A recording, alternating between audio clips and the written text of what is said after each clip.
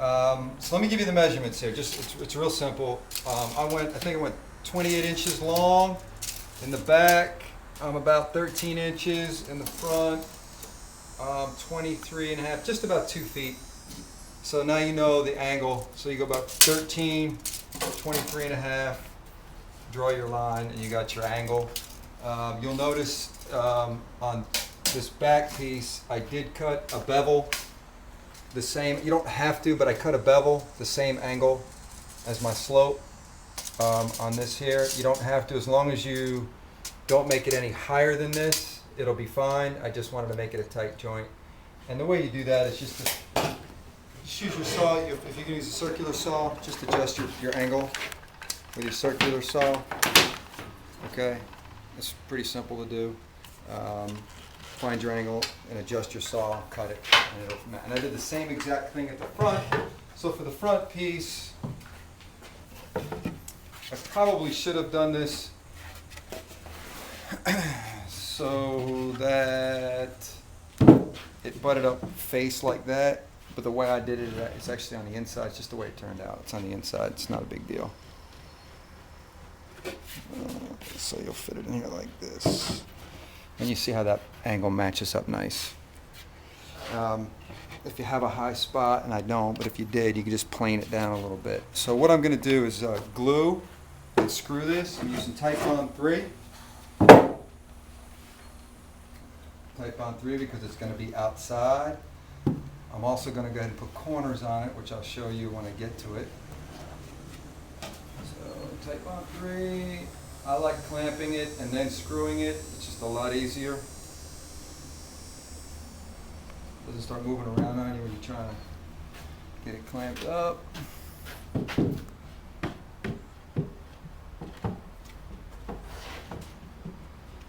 I'm going to put a roof on it that retracts or flips back. So it'll just be a sloping roof. You can just put tar paper on it, you know, or asphalt shingles. I actually have a bunch of cedar shakes laying around, and I'm going to go ahead and use those. But certainly don't have to use cedar shakes. For the door, I'm just going to go and clamp this up for the door here. I just measured up 10 inches, and then it's 8 inches wide at the bottom.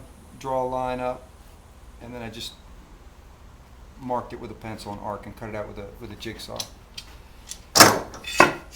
Very simple. I'm going to clamp it and tap it in place with a hammer.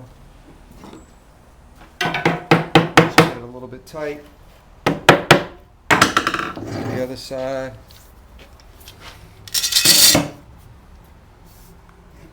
It's like condo living for a possum. I know that possum houses, sometimes you'll see they're really tall and narrow, kind of like a tree shape would be. They have a hole in it and they crawl up inside. But this is not, this is a large possum. Is this an opossum or a possum? This is an opossum, so it's not a possum. An opossum is a big, just remember, O is a big possum. So, you gotta make it a little bit bigger.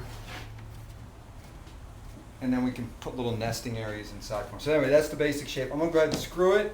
I'll put the roof on it, corner it up, and we're gonna put, I'm just gonna put slats underneath with a little bit of space in between for the floor so that any moisture can escape. We can also hose it out and let it kind of fall through the ground. So let me work on it a little bit and I'll show you. I think it's easier for you guys to see once I get something done and just show you what I did. Okay.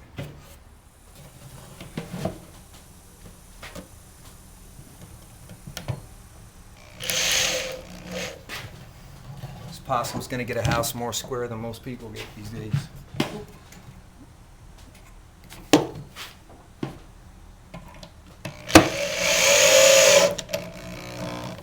Okay, so I want to kind of just show you what I did here. This is the roof of this little critter hut. You see the slope. We talked about that angle before I assembled it, and you'll notice these cleats here going across. That's just because I'm going to do a cedar roof, cedar shake roof.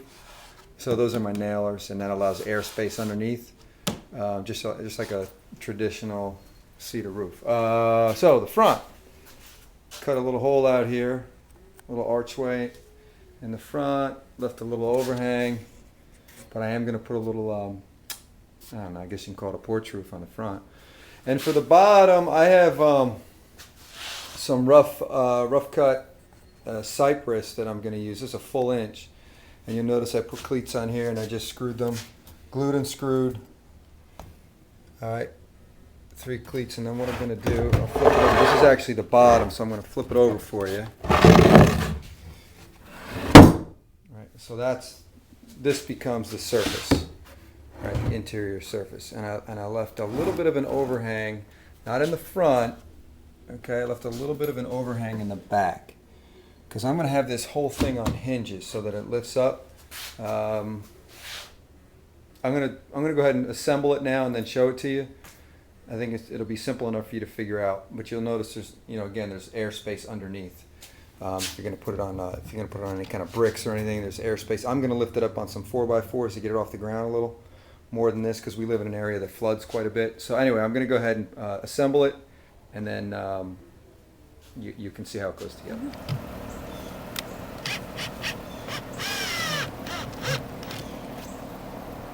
That's the last piece to this critter hut. It's just a little roof that I prefabbed. So a couple things. You'll notice, put it up off the ground, obviously. The other thing that we did was to put a little latch in the front. Originally I was going to have the roof lift off, but I felt it was more secure if we just kept the roof on. Put a latch here, and I used hinges in the back so that the whole thing will lift up. And you can go ahead and clean out the inside. Our possum is used to that little house, so we put it on the inside to get him used to it. If you come around back, you'll notice back here the hinges, and then right above them there's a vent. I'm not sure if you can see that from here. There's a vent that we put in the back just for airflow. It gets pretty hot where we live here, so I wanted to make sure there was some airflow. And then the cedar roof. But you don't need to do a cedar roof. You can just do a regular asphalt roof, tar paper and asphalt, and you'll be fine. And I painted it inside and out, and that's it. So this little critter hut is for our possum.